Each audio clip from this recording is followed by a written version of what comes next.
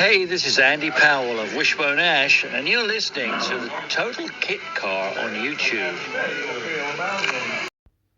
Hello, my name is Neil Winnington, and for my sins, I am the video editor for the TKC Magazine YouTube channel.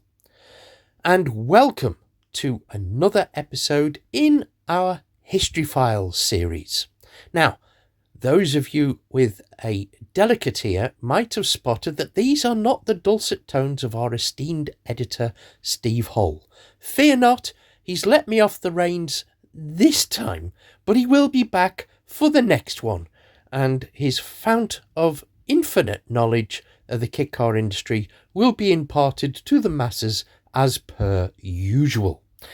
In the meantime, we are going to talk about a car that I rate extremely highly and deserved, in my opinion, somewhat more sales than it actually achieved.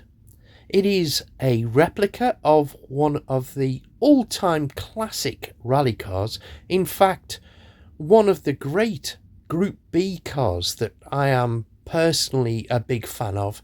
And this particular replica is one that I'm especially fond of because I actually fit inside, which is very, very rare.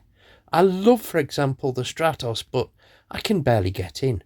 But this car, I can, so I love it, and I'm sure you will love it too. So without further ado, let's get on with the story. The Cara 430 is one of my favourite replicas, even if it isn't the most precise of replicas. The story goes that Ford enthusiast and car builder Richard Selix wanted a replica RS200, but he couldn't find one. He therefore decided to build one himself. Now, he was an electronics engineer with the environmental control industry. He'd built a few cars, such as converting a standard Ford Sierra 3-door into a Cosworth 4x4 spec, whilst also built up a Sierra Cosworth RS500 from the ground up, so he knew his way around the Ford Sierra. He enlisted the help of engineer Peter Baisden to assist with the Cara 430. Now, he'd once worked at Hawk Racing Cars, where he helped develop their FF 1600 cars, as well as having an input on their Formula 3 programme. The two of them commenced work on the prototype that was exhibited at the Stoneleigh show in 1991, after they decided to offer replicas of the car. Now, the car itself was slightly different dimensionally from the inspiration, at the behest of Ford, who found out about the project and said they didn't mind too much if it wasn't too accurate.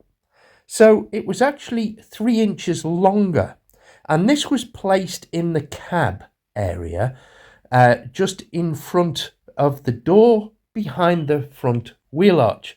In other words, adding footroom, which is the reason why the Cara 430 is one of my favourite cars.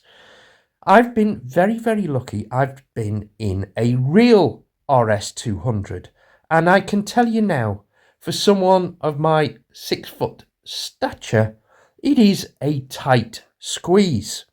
I have also been very lucky to have travelled in a couple of Cara 430s, and I fit quite comfortably in those, so the extra 3 inches makes all the difference. Anyway, back to the story.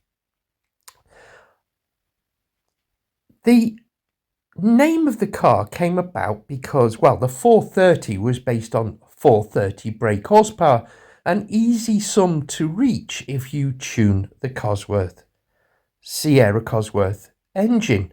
Usually a chip is enough to do that. And the Cara bit, well, the wastegate sound of the Cara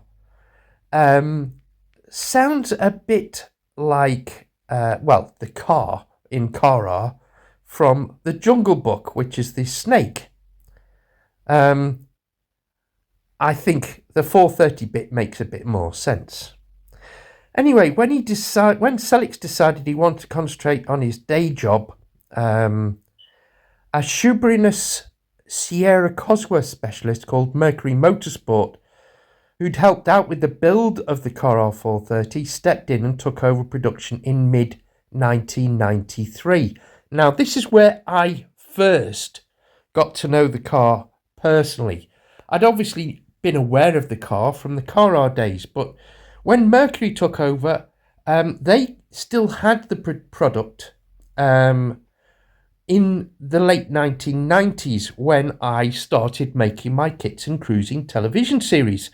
And Richard Hammond and I got to drive the demonstrator to do a feature.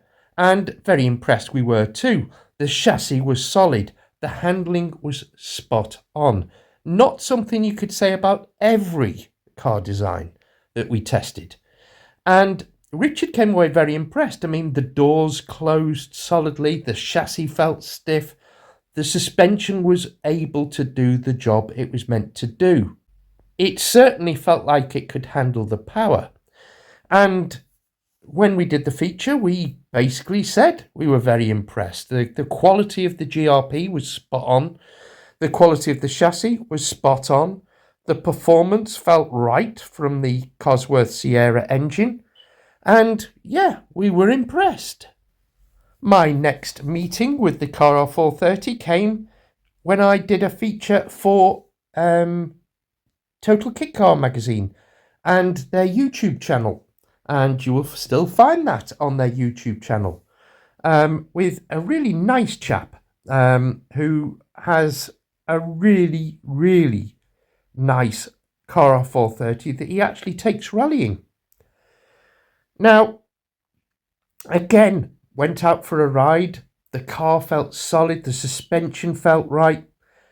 Exactly the same feeling as the original demonstrator, which tells me that the kits were consistent. Customer built car, factory built car. This is why it's one of my favourite of the replicas. There are more physically accurate RS200 replicas that used moulds that were taken from the originals, but I like the extra inches that the 430 has in the cab. Mercury Motorsport sadly stopped trading in the very late 90s, about 1998 or 1999. Now, the estimates are that the original manufacturer made about 30 cars and Mercury sold 50 cars, making this a very rare car. A gentleman called Paul Horner of RS Automotive acquired the project and traded until 2004, but I don't know how many he sold. Neither does Steve Hull from Total Kit Car magazine, and he really is the guru to me for, he knows even more than I do about the kit car industry. But yeah, it's definitely a really nice, good quality car. And if you sat it next to a real RS200, as we can see here, where the Car R430 that I'd travelled in for the TKC feature is sat next to a real Rallycross RS200. And to be honest, you'd really, really have to, get up close to spot the difference. In fact, I was chatting once to Di Llewellyn, the rally driver, who saw this particular Car R430 and thought it was a real RS200. So you can't get more praise than that, and he's driven the real thing. So yeah, it's, for me, one of the cars that deserved more sales, deserved probably a bigger acknowledgement from the general kit car public than it probably got, because it's a very high quality kit. The cars that I've seen have all been very, very high quality, and it's sadly missed. If you've got one, please let us know. We'd be very interested to hear from you. If there's another replica that you'd like to hear about, do let us know. But for now, we'll leave it there. And Please, if you've enjoyed this video, please give us a thumbs up and don't forget to hit the bell. Click on the drop down and click on all, and then you'll be told when more of these videos come on stream. Thank you again for watching, and we'll see you next time.